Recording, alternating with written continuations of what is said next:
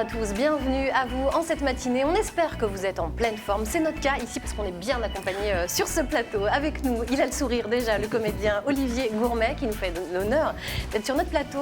Il était hier soir en avant-première à Rennes pour nous présenter le premier film d'Antoine Rusebach, le premier long métrage, dans lequel il incarne Franck, un rôle-titre, un rôle assez magnifique. Bienvenue à vous, Olivier. Merci beaucoup pour votre invitation, c'est un plaisir d'être là. C'est bien de vivre ensemble. Oui, effectivement. Vous êtes bien en Bretagne avec nous. Très bien. On a envie de vous garder. Oui, ce serait avec plaisir. On va déjà vous garder pendant 45 minutes, Okay. ça c'est une certitude. Car vous étiez hier soir à l'avant-première de ce film, vous nous direz que vous en avez pensé. Ouais, que du bien, Laurence. Ceux qui travaillent, tout un programme. Allez, vous restez avec nous. Le 21 septembre, ce sera la journée mondiale de la maladie d'Alzheimer. 225 000 cas de cette maladie neurodégénérative sont diagnostiqués chaque année, soit près d'un cas toutes les 3 minutes. Nous ferons le point sur les initiatives menées par l'association France Alzheimer du Morbihan et puis sur la belle idée de la compagnie théâtrale bretonne Fiat Lux. En matière de solidarité, nous vous présenterons les initiatives de la Maison des citoyens de Rennes et de sa métropole, des billets culturels suspendus, des maraudes de coiffure ou bien encore une bagagerie pour les personnes sans domicile. Le détail tout à l'heure. On retrouvera également l'agenda culturel de Sabine Marie-Murgue avec une sélection d'événements sur les 4 départements bretons. Il n'y aura pas de jaloux, évidemment. Sans oublier, en fin d'émission, l'ami Billy qui s'est rendu à la SPA de Rennes pour nous présenter de nouveaux compagnons à adopter. Voilà, bienvenue à vous en cette matinée. Vous avez tous la pêche là ? Oui, ça a l'air, tout va bien, le sourire. Oui, bien sûr, pour la pièce. On va parler d'un sujet délicat ce matin, mais qui touche énormément de personnes. Je vous propose tout de suite de regarder dans le détail la maladie d'Alzheimer en images. Bah papy, qu'est-ce que tu fais en chemise de nuit dans la rue ? Je vais au travail, mon petit. Ils m'attendent. Si les situations générées par la maladie d'Alzheimer sont parfois cocasses, elles sont hélas synonymes de beaucoup de souffrance. En France, près d'1 million de personnes sont atteintes. C'est pas rien. Petit rappel, Alzheimer est une maladie neurodégénérative qui se manifeste par une démence résultant de lésions progressives au sein du système nerveux central. Les principaux symptômes sont une perte de la mémoire, une désorientation spatio-temporelle, des troubles du comportement, anxiété, dépression, confusion, agressivité, une altération du langage et une tendance à la fugue et à la déambulation. Aujourd'hui, il est impossible d'en guérir. 4e cause de mortalité en France, la maladie touche essentiellement les personnes âgées, entre 2 et 4% des plus de 65 ans et jusqu'à 23% des plus de 80 ans. Les femmes sont plus touchées, 2 cas sur 3, mais c'est parce qu'elles vivent plus longtemps que les hommes. Le problème d'Alzheimer, c'est qu'il nécessite un encadrement très soutenu pour le conjoint ou la famille, car 63% des patients restent à leur domicile. Un soutien éprouvant et qui a un coût élevé pour les familles, environ 1 000 € par mois. Et ça se complique quand il faut placer le malade dans un établissement. Comptez environ 2 300 € par mois. Bonne nouvelle, Alzheimer n'est pas héréditaire et on estime qu'une bonne hygiène de vie et de l'activité intellectuelle diminuerait des 2 tiers le risque. Tu les as mis où les mots croisés ? On va les chercher, vous en faites pas. Allez, pour aller plus loin sur cette thématique de la maladie d'Alzheimer, nous avons la chance d'avoir avec nous ce matin en plateau Véronique Tardre. Bonjour. Bonjour. Vous êtes la présidente de l'association France Alzheimer du Morbihan. Combien comptez-vous de membres ? Nous avons 250 membres dans le département du Morbihan. D'accord. Vous avez des axes prioritaires d'action ? L'axe prioritaire de toutes les associations de France Alzheimer sont déjà d'accueillir, de renseigner, d'informer et d'orienter les familles qui nous appellent. Et bien entendu, d'apporter du soutien psychologique dans un premier temps, parce que souvent, quand on nous appelle, c'est que déjà, on va dire, la coupe est pleine. C'est que déjà, voilà, c'est un premier appel au secours. Donc, la première chose, c'est d'abord d'apporter un soutien. Ouais. Alors, on le voit évidemment dans vos propos, c'est une maladie très complexe, peut-être encore plus que d'autres, parce qu'elle implique énormément et très fortement les proches. Et c'est ça la difficulté. Oui, les proches c'est qu'il y a le malade, mais il y a l'aidant. Voilà, les proches sont tout de suite très sollicités parce qu'ils sentent qu'ils deviennent un pilier pour le malade qui malheureusement perd ses repères progressivement. Bon, c'est quand même progressif, donc c'est pas quelque chose qui qui tombe brutalement dans le couple, mais c'est quelque chose qui vient progressivement. Mais il faut avoir beaucoup de patience, répéter. Voilà, c'est une charge mentale très forte pour c'est les ça, on se sent responsable de l'autre, donc effectivement, ça apporte aussi du stress. Ouais. D'où un grand besoin de souffler des deux côtés, et ça vous insistez énormément là-dessus. L'aidant a besoin de souffler aussi, le malade évidemment, mais vous êtes là pour guider et pour justement aider toutes ces personnes. Vous organisez carrément des séjours, vacances, on va appeler ça comme ça. Oui, ça fait partie de nos activités dans le Morbihan. Voilà. On a déjà organisé 7 séjours vacances. Alors, ce sont des séjours vacances d'une petite semaine, on va dire 3 ou 4 nuits, 5 jours. Le principe étant que les bénévoles présents accompagnent surtout les malades de façon à ce que les aidants puissent vraiment souffler, discuter entre eux, profiter des visites, etc. Et que les malades aussi se sentent aussi soutenus sans être toujours à la charge de leur conjoint, parce qu'ils ont aussi conscience qu'ils sont un poids. Ouais. Alors, ce sont des moments très particuliers parce que vous dites que ça permet de tester un accompagnement. Il y a quelqu'un d'autre qui fait la toilette et on se rend compte que finalement, ce serait possible de se faire aider à ce moment-là, qu'en tout cas, le malade l'accepterait. Oui, c'est vrai qu'on profite de ces moments de séjours vacances locaux pour permettre aux aidants de tester des choses nouvelles. Parfois, des aidants n'ont encore pas mis en place d'aide à la toilette ou ne font aucune activité extérieure, etc. Donc, tout au long de ces séjours vacances, on va leur proposer différentes activités de manière à ce qu'effectivement, ils se rendent compte de la capacité de leur conjoint à rester avec quelqu'un d'autre, à pratiquer une activité, à accepter d'être aidé à la toilette, etc. Des choses qu'ils n'ont pas encore mis en place. Et peut-être que justement, quand ils rentreront chez eux, ils auront passé un cap. Il y a des choses qu'ils accepteront de faire qu'ils n'avaient pas encore osé faire. De quelle façon vous avez vu évoluer justement la situation ces dernières années? Le mot d'aidant, finalement, il est assez récent. Il n'existait pas il y a 10 ans. Donc il y a une reconnaissance aujourd'hui, on se reconnaît en tant qu'aidant. C'est pas évident. Déjà, je dirais que si on fait un micro-trottoir, on va se rendre compte que des jeunes vont dire mais qu'est-ce que c'est que ça? Qu'est-ce que c'est? Est-ce que c'est un statut? Est-ce que c'est une étiquette, etc. Et quand on est soi-même aidant, on n'a pas conscience d'être aidant. Et un aidant, c'est pas forcément quelqu'un qui est physiquement à côté de la personne fragile. Ça peut être aussi un enfant qui, à distance, va s'occuper de coordonner tout ce qui se passe pour les aides auprès de la personne. Donc, effectivement, comme vous dites, la charge mentale, elle n'est pas forcément évidente puisque ça n'est pas significatif d'une proximité physique avec la personne. On a le sentiment quand même qu'il y a une certaine méconnaissance de cette maladie, en tout cas pas mal de clichés. Je ne sais pas, vous en avez peut-être les uns et les autres justement sur cette maladie. Vous imaginez quoi sur cette maladie d'Alzheimer? Parce qu'il y a plein de clichés. Maladie progressive, une maladie...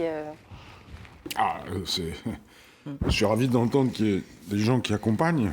Personnellement, mon papa est décédé d'une maladie équivalente à celle-là qui est Parkinson corps de Lévy, qui est beaucoup plus fulgurante que l'Alzheimer.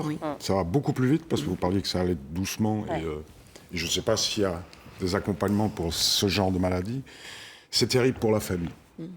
Pour les aidants, pour les accompagnants, c'est quelque chose de très traumatisant.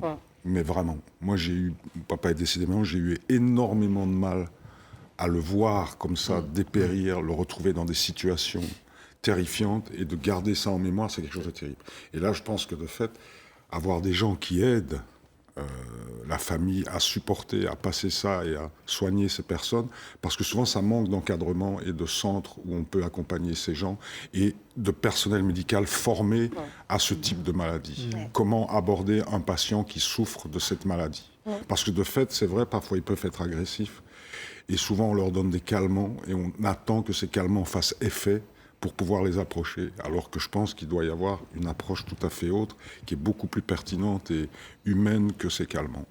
C'est vrai que le fait de bien comprendre la maladie, de la connaître, va permettre de mieux adapter son comportement, parce que déjà, comme vous dites, avoir de la patience, ne pas hésiter à répéter, parce que c'est pas parce que la personne vous demande pour la 4e fois la même chose, elle n'est pas là pour vous embêter.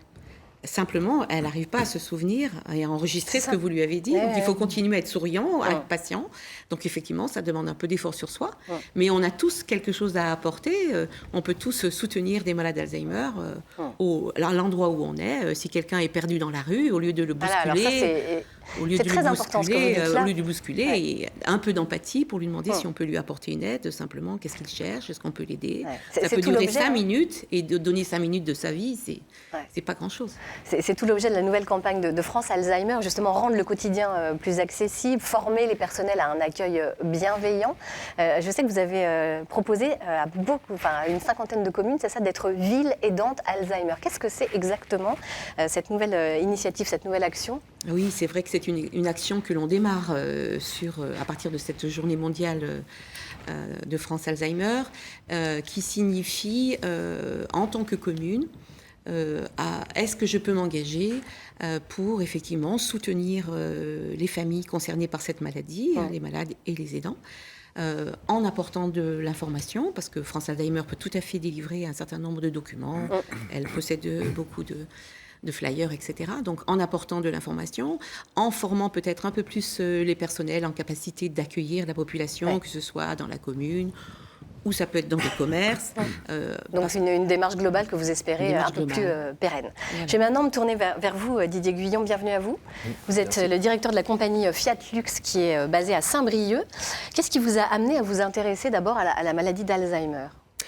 Mon papa est atteint aussi de cette maladie, donc du coup, j'ai pu voir concrètement toutes les difficultés que ça représente. Et par exemple, par rapport aux aidants, maman a voulu le garder à la maison le plus tard possible, parce qu'elle était dans une espèce de culpabilité de ne pas le porter. Et le risque, c'est que celui qui aide s'épuise et finisse par éventuellement même partir d'abord. Et puis le fait d'attendre le dernier moment, ça fait que comme il y a beaucoup de demandes et pas beaucoup de places, du coup ça a été très compliqué de trouver un établissement tout de suite, là maintenant, pour le placer, etc. Donc il y avait des difficultés comme ça. Et puis... Voilà, un jour, comme moi je vis en Bretagne et que mes parents vivent à Dijon, je vais de temps en temps, en gros à Noël et pour les fêtes d'été. Et puis une fois je suis arrivé, il m'a tendu la main pour me dire bonjour. Donc là, c'était clair que les choses étaient... Bonjour monsieur. Ouais, c'est ça, bonjour monsieur. Voilà. Donc après, je l'ai embrassé, il a rigolé comme si c'était une blague. Mais ensuite, il est allé voir ma mère, il lui a dit c'est qui le bonhomme dans la cuisine? Ah là là, c'est fou. Ouais. Donc là, bon. Ouais. Et alors, du vous, coup, vous avez eu une idée avec votre compagnie. Vous vous êtes dit, on va aborder les choses différemment. C'est ça, justement parce que quand je l'ai visité ensuite, quand il était en EHPAD, je pouvais constater que voilà, le personnel qui était là était en général assez surchargé de travail. Et le personnel là est dans le fait de faire et qu'il n'y avait pas forcément toujours des relations simplement sociales, personnelles avec les personnes.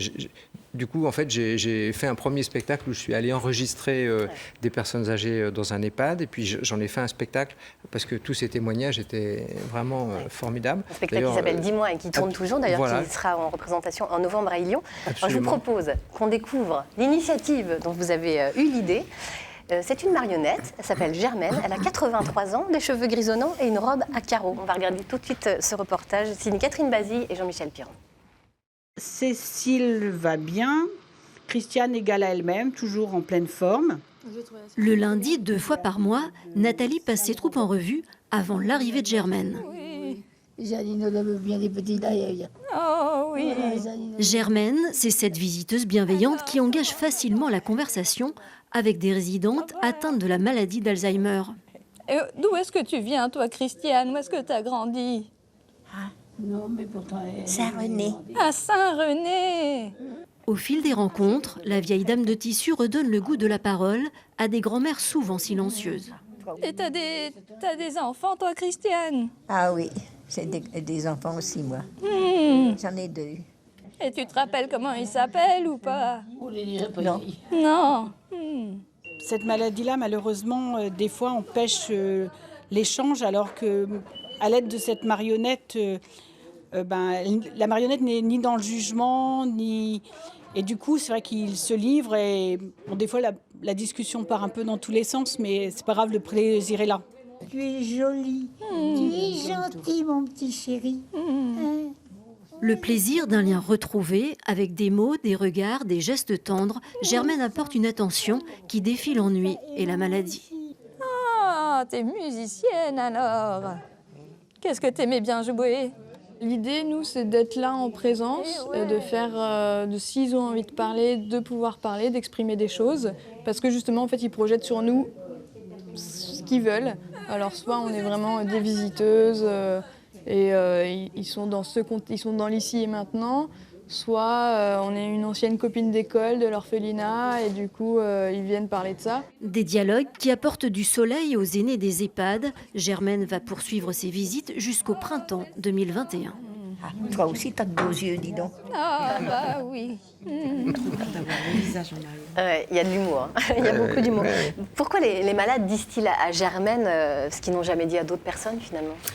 Déjà parce que je pense qu'il n'y a pas toujours des situations où quelqu'un vient juste pour discuter et écouter. Donc ça, c'est le premier point.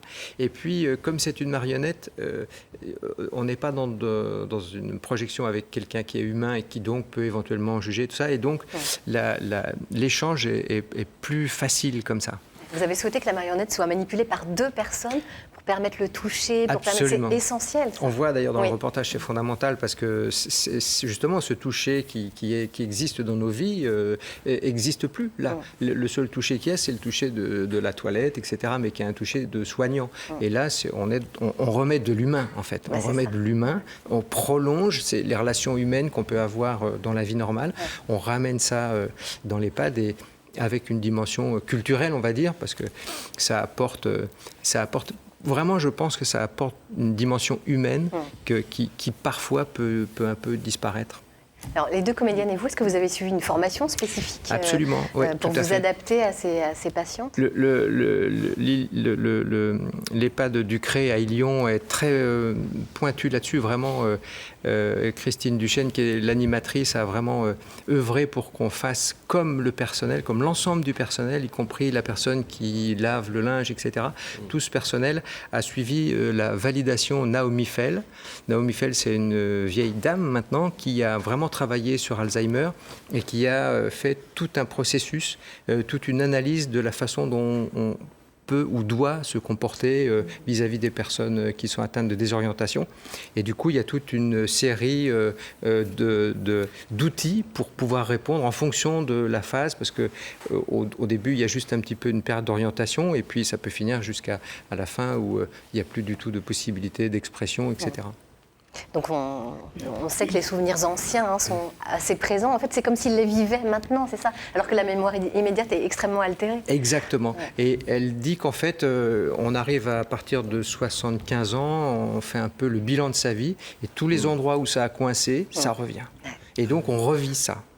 Et donc la personne est en train de vivre en ce moment quelque chose qui s'est mal passé quand elle avait 15 ans, 8 ans. Et c'est ça qu'elle rejoue. Donc elle rejoue avec les personnes qui sont là maintenant. Donc si on n'a pas le décodeur, on ne comprend pas ce qui se passe, quoi. Et vraiment, l'idée, c'est d'être dans l'empathie. C'est d'être...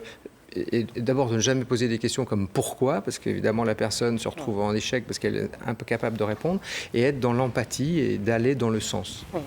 Sadia, ça vous surprend une initiative comme celle-ci? Écoutez, moi, voilà, effectivement, parce que moi, j'aurais tendance à vous appeler, vous êtes des faiseux, en fait, voilà, des gens qui font, et je suis toujours très admiratif, en fait, de personnes qui mènent des réflexions, qui, face à un diagnostic, apportent une solution, en fait, voilà, et je trouve que c'est la définition propre de l'engagement et de faire sa part quelque part, et d'accompagner. Donc effectivement, je suis toujours très admirative par ce type d'initiative. Donc bravo. Et puis Germaine va continuer à intervenir. Vous intervenez déjà dans 2 EHPAD. Absolument. Mais ça n'est pas fini. Vous aimeriez que ça aille plus loin. Oui, tout à fait. On a pris des contacts un petit peu partout pour essayer en effet de faire en sorte que Germaine puisse se promener là où c'est possible. Mais sur les 2 EHPAD qu'on visite, on a vraiment mis en place quelque chose qui est sur la durée. C'est-à-dire que c'est un programme qui dure sur 2 ans. Et du coup, on installe aussi quelque chose. C'est-à-dire que quand Germaine revient, il y en a qui la découvrent. Et puis il y en a qui se souviennent que c'est la visiteuse qui vient, etc. etc. Écoutez, et ça crée aussi ça nous a mis face aussi à des situations un peu particulières, parce que travailler dans un EHPAD, ça veut dire que pour les 2 comédiennes, Éléonore Gresset et Yann Sou, ces 2 comédiennes se retrouvent, c'est des femmes qui ont 30 ans, donc qui étaient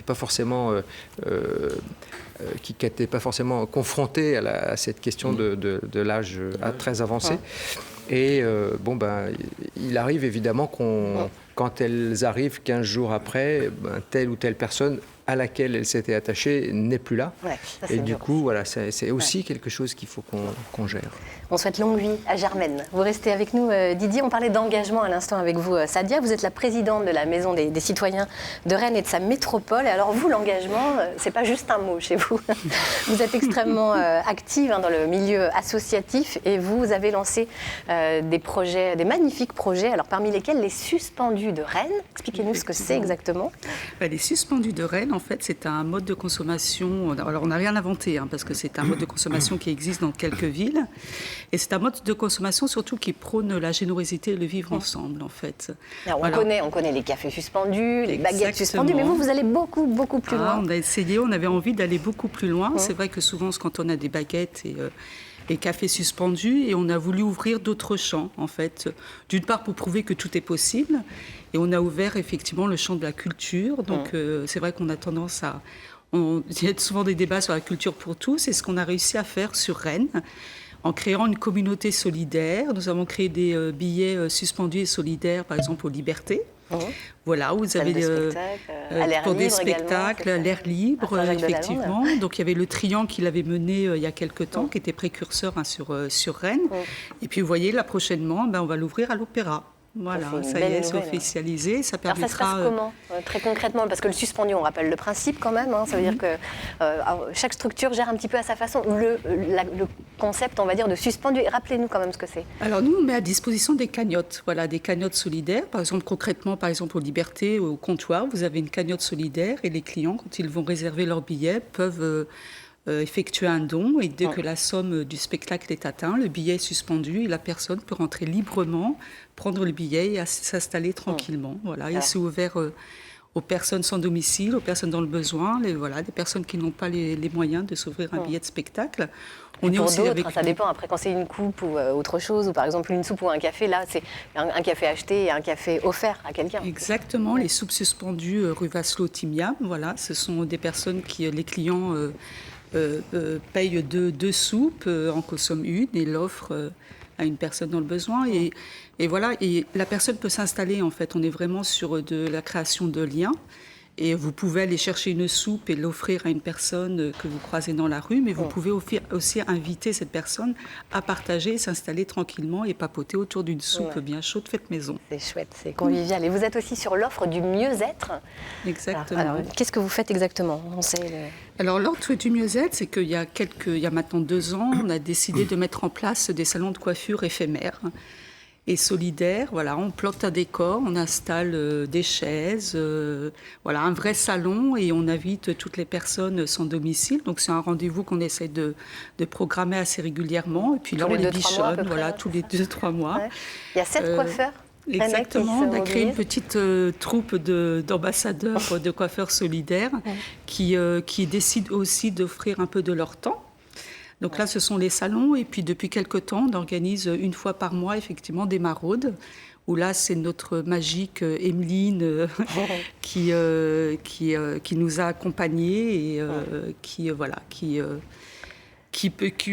offre aussi un peu de son temps. Donc, nous sommes toutes les deux, tout simplement. On vous va chercher des bénévoles. on va dans vous les n'êtes que rues 2, mais vous aimeriez bien être un peu plus. Donc, vous recherchez 2 coiffeurs et barbiers supplémentaires. Exactement, pour pouvoir la rejoindre et puis pérenniser l'appel est cette lancé, action. Voilà. Et puis, votre dernière belle idée, c'est la bagagerie pour les personnes sans domicile. Effectivement, qui va ouvrir prochainement. Voilà. Alors ça, c'est une action qui est née grâce au budget participatif et qui est née suite à un constat. En fait, effectivement, quand on organisait nos salons de coiffure, de nombreuses personnes arrivaient avec leur sac à dos. Et j'ai pris le temps, en fait, de m'interroger sur le territoire ce qu'il y avait de présent. Effectivement, il y a une bagagerie au Secours catholique, mais qui est malheureusement saturée depuis de nombreuses années. Nous n'avions pas les moyens financiers de financer justement cette bagagerie. Puis on a juste saisi l'opportunité du budget participatif de la ville. Nous avons fait campagne, nous avons été lauréats. Et elle ouvre au mois de novembre. Voilà. Vous tablez sur 150 quasi. Elle va enfin ouvrir. Et vous aimeriez que les entreprises s'engagent sur ce beau projet. Vous aimeriez vraiment ça via du financement participatif, du mécénat, pour financer le salaire d'un permanent, c'est ça? De toute façon, il y a un paramètre à prendre en considération qui est très important, c'est le nombre de bénévoles qui sera mobilisé. Donc l'heure de la mobilisation est venue effectivement, parce que plus nous aurons de bénévoles, plus nous aurons une amplitude d'ouverture la plus large possible. On a surtout envie qu'effectivement que les entreprises s'engagent. Tout simplement parce qu'on parle souvent de partage de richesse au niveau des entreprises. Le partage de richesse peut aussi passer par là, par la solidarité. On sait pertinemment que de toute façon, on va être confronté à ce manque de bénévoles, parce que c'est le nerf de la guerre de toute association. Et on s'est dit qu'on va lancer campagne. On lance une campagne pendant le municipal, je vous rassure. Donc c'est d'actualité, loin de là, mais pour essayer de mobiliser en fait des entreprises locales. Voilà. Bon, écoutez, vous êtes au bon endroit pour lancer votre appel. Dans la sélection pour financer un emploi, un emploi solidaire. Et on y croit, on a envie d'y croire. Donc la campagne sera lancée très prochainement. Et nous aussi, on y croit. Voilà, c'est bien. Merci beaucoup. Karl, je me tourne vers vous maintenant, parce que vous allez nous emmener au cinéma. Attention. Oui, avec un grand plaisir aujourd'hui, puisqu'il s'agit, comme on l'a dit au début de l'émission, du premier film de Antoine Rusbach. Il y a un terme qui est à la mode, on parle souvent de claque cinématographique. Là, c'est le cas avec ce film qui s'appelle Ceux qui travaillent, qui va sortir le 25 septembre. Et puis, on va commencer par regarder la bande-annonce, et puis on pourra en discuter après avec l'acteur principal qui nous fait le plaisir d'être là aujourd'hui, Olivier Gourmet. Ça fait 15 ans que je gère des navires que je n'ai jamais vus. J'en ai 2 à la flotte, 14 qui sont abîmés. Rien que ça, j'en ai pour $30,000 minimum. Eh ben, tu trouves une solution. Je m'en charge. Do you know how much it will cost me if the boat is quarantined? Je me suis retrouvé à devoir gérer une situation délicate. Let's stop playing games. I can send you money right now. Vous voulez savoir si je me sens coupable? Do we have a deal? La réponse est non. T'aurais dû nous prévenir.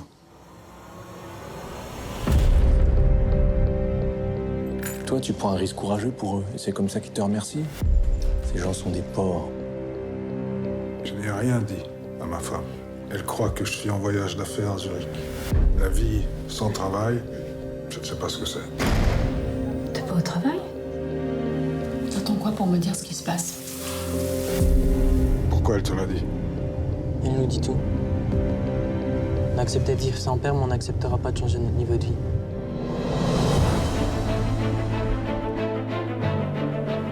Je dirais que vous êtes exceptionnellement bien adapté aux enjeux actuels du marché du travail. Donc selon moi, tous les voyants sont au vert. Oh, je suis désolé. On n'a vraiment rien chez nous. Il faut que vous me donniez une seconde chance. Je suspecte que vous ne puissiez vous épanouir réellement qu'au travail. On a un poste à pourvoir et on aimerait que ça soit vous. Ce sont des opérations très rentables. Je ne te cache pas qu'elles sont risquées. Je ne veux plus faire ce genre de choses. Tu veux combien?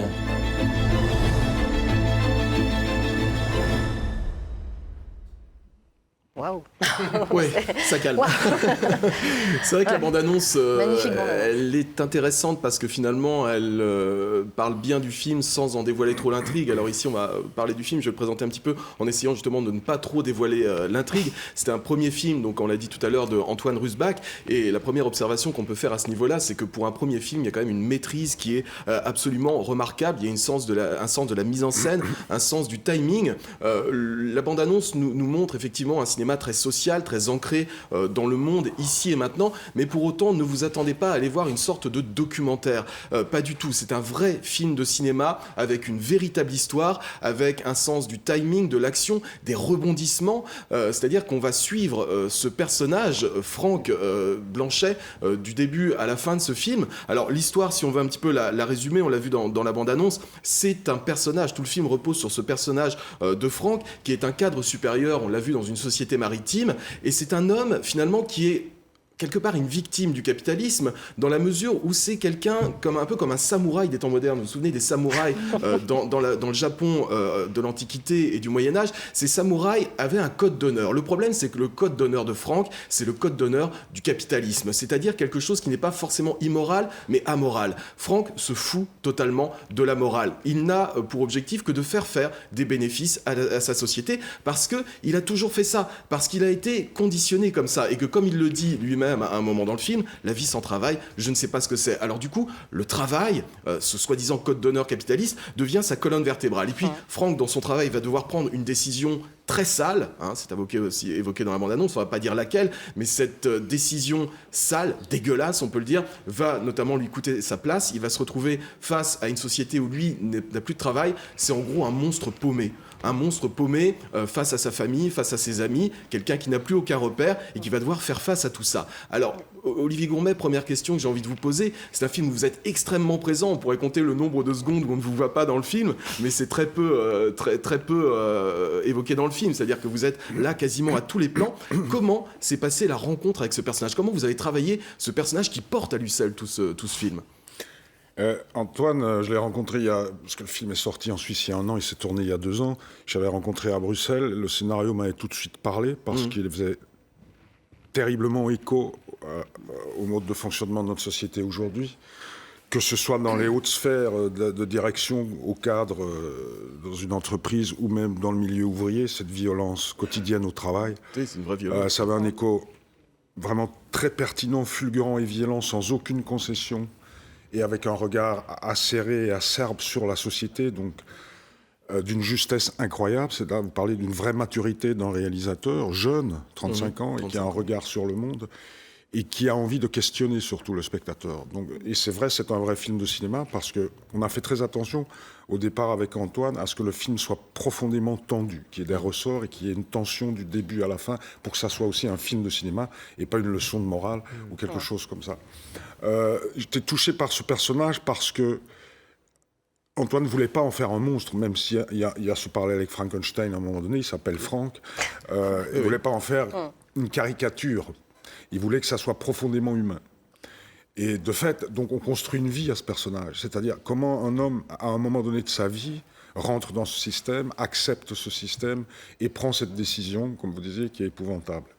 Parce que probablement, dans sa vie, dans sa plus jeune enfance, il n'a pas reçu l'affection, l'amour qui construit, qui rassure un enfant. Les repères qui sont nécessaires à la construction d'un enfant. Parce qu'en plus, lui, Franck, est fier de sa réussite, puisqu'il vient lui-même du monde paysan, d'un milieu extrêmement modeste. Paysan, il démarre au pied de l'échelle, c'est-à-dire il commence dans un entrepôt comme magasinier, petit à petit il va gravir les échelons, et il va n'avoir comme repère, de fait, pour exister, pour être, pour trouver une certaine forme de dignité que le travail. Au regard des autres, au regard de sa famille, au regard de son père. Ben là, on ne voit pas la famille, sa famille, ses parents, mais même aux yeux de ses enfants. Pour lui, le travail, c'est tout. C'est même une preuve d'amour. C'est-à-dire que pour lui, travailler, c'est faire preuve d'amour envers sa famille et envers ses enfants. Dans la mesure où il entretient sa famille, pour lui, son rôle est joué. Oui, il n'a aucun... C'est un handicapé. Il ne sait pas comment communiquer avec ses enfants. Il ne sait pas comment communiquer avec sa femme. Parce qu'on n'a jamais communiqué avec lui. Ses seuls repères, c'est le milieu du travail. Et du jour au lendemain, il se retrouve exclu de ce monde du travail, qu'il a cautionné, parce que vous disiez victime, mais il n'est pas que victime.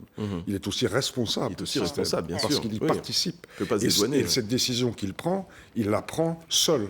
Parce que pour ça Antoine ne voulait pas placer le film dans le monde ouvrier, ou sur le monde ouvrier.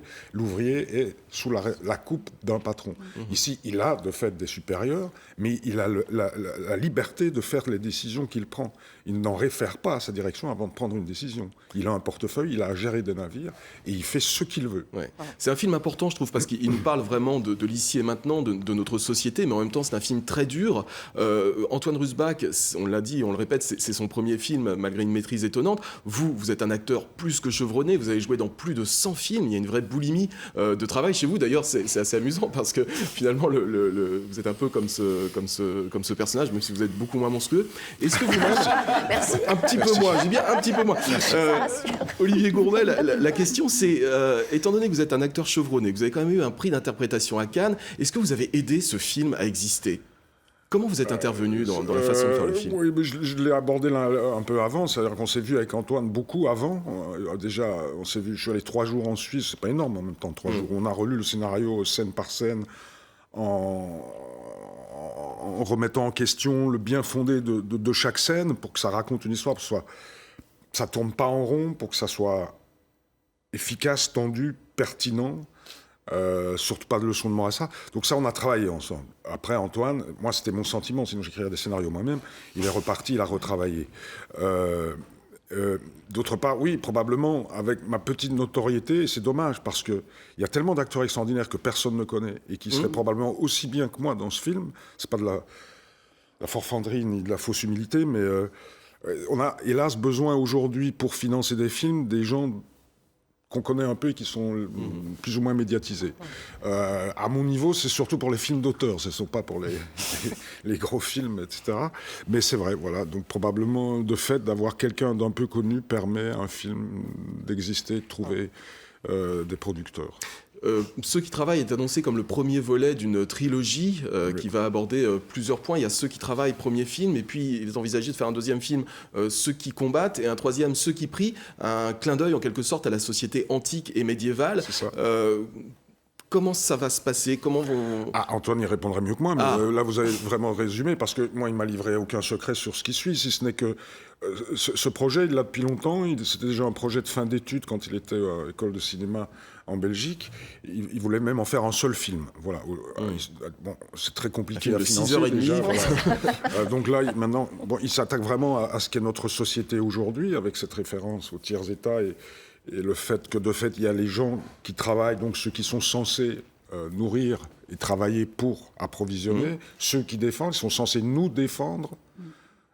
La justice, entre autres, donc il abordera le thème de la justice dans le prochain film. Et le troisième, c'est ceux qui prient, donc ceux qui doivent nous donner, apporter la spiritualité. Et qu'est-ce que c'est ça aujourd'hui dans notre société?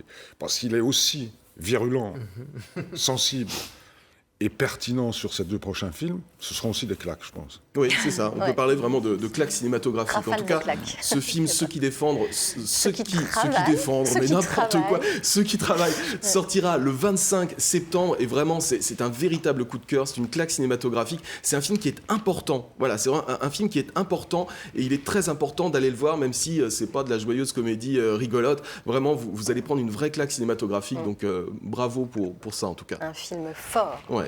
Évidemment, c'est poignant. Sadia, ça vous... Oui, je crois que vous irez le voir. Oui, complètement. Oui. C'est vrai qu'il y a la notion de choix qui est très importante dans ce film-là. Et puis, je pense qu'effectivement, il va interroger. Et puis, c'est une belle occasion de se dire qu'il est peut-être temps de redonner à l'humanité sa destinée. En fait. Effectivement. Ce côté à la fois victime et coupable de la société, c'est très très bien articulé. Il y en a une autre qui a travaillé, c'est Sabine, pour nous présenter l'agenda culturel de cette semaine. Dites-nous tout, on va commencer, Sabine, par une exposition phare dans le Finistère. Oui, Laurence, alors vous pouvez découvrir en ce moment à Quimperlé toute la tendance design de la région avec l'exposition Design Escale Bretonne. Vous avez là un super éventail de la créativité contemporaine et c'est vrai que ça bosse.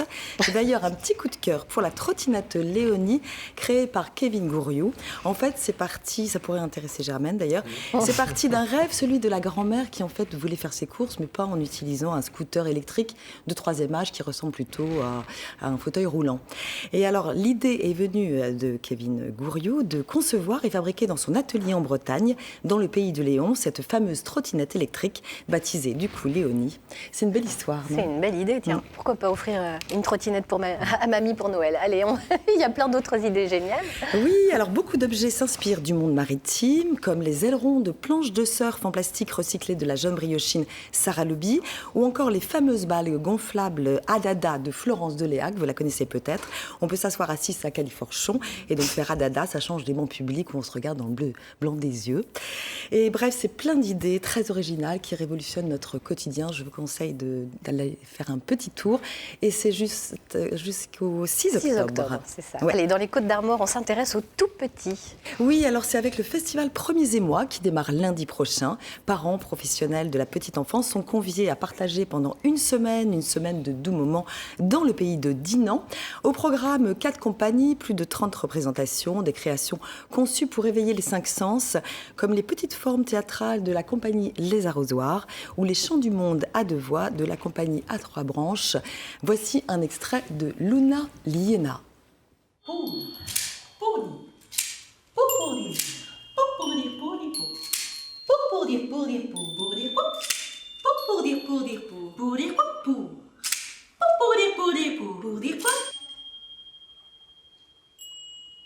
Et pourquoi pas dire une histoire. Hey, hey, hey, hey. Oui. Très joli, Ce sont souvent donc des poétique. spectacles très poétiques. Oui. Et l'enfant est à la fois acteur et spectateur, en fait. Il participe. Donc, je vous conseille de vite réserver, car ce sont des petites jauges, justement. Donc, nombre de places limité. Allez, dans le Morbihan, on va prendre le large ce week-end. Oui, avec le Festival de la BD. Donc, c'est embarquement à Locmariaquer pour la 2e édition du festival de bande dessinée Locambule, lancé par des passionnés bénévoles. Et c'est le seul d'ailleurs en Bretagne axé sur le monde maritime. Alors, il va y avoir du beau monde, au total 25 auteurs. Et d'abord, Sophie Ladame, c'est une navigatrice, peintre aquarelliste dont vous voyez ses œuvres, auteure de BD, et elle est la marraine du festival. Autre auteur, Nicolas Desrues et ses légendes du Mont-Saint-Michel, Bruno Coste, auteur de Fortune de mer, et j'en passe.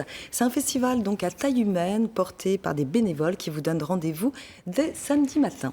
Alors, une jeune humoriste fait sa tournée en Bretagne. Oui, elle cherche même sa route à Noyal-sur-Vilaine. Il s'agit de Rokiata Ouedraogo, étoile montante de l'humour qui fait escale demain, vous la connaissez, donc à l'intervalle. Alors, dans son spectacle intitulé « Je demande la route », cette humoriste et chroniqueuse sur France Inter, que vous avez dû entendre, raconte avec dérision et autodérision son parcours de l'école primaire en Afrique aux scènes parisiennes. Chaque aventure est l'occasion d'une réflexion drôle sur les décalages culturels entre la France et l'Afrique. On l'écoute. Ça y est, je suis à Paris! Vous avez une drôle de façon de draguer ici quand même, vous, hein? Des fleurs! Mais on vous a dit que moi je mange ça? Non mais, attendez, il faut savoir que chez moi, un garçon qui fait la cour à une fille, il lui ramène du poulet braisé, du mouton au four, tout africain bien élevé et bien éduqué le sait. Eh ben, c'est sympa. Oui, elle est vraiment extraordinaire, cette personne. En plus, c'est aborder vraiment des sujets graves avec légèreté, une certaine légèreté, quoi. Et puis on termine avec un bel anniversaire en Ille-et-Vilaine à l'occasion des Journées européennes du patrimoine. Oui, alors il s'agit des 30 ans de la Cité du Livre à Becherel.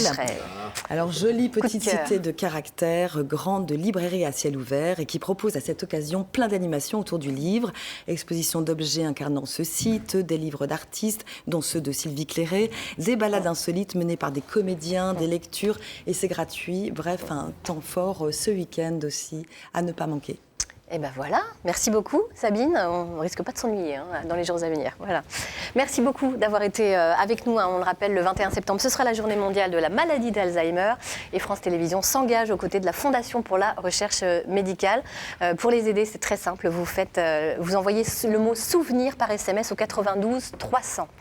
Voilà, on se retrouvera nous demain, vendredi à 10h45. Il sera question entre autres de téléconsultation, un mode de consultation qui se développe progressivement. Et puis on retrouvera également la rubrique cuisine que vous adorez tous. Merci beaucoup d'avoir été à nos côtés. Merci. On vous souhaite une très belle journée. Dans quelques instants, vous retrouvez votre série Itinéraire Bretagne avec les meilleurs moments de cette semaine consacrée aux rives de la vallée de la Vilaine. Une visite guidée qui a été menée par Leïla Agoram et Éric Pinault. Et puis après, ce sera l'heure de votre journal régional. On vous souhaite une très belle journée sur France 3 Bretagne. Kenavo.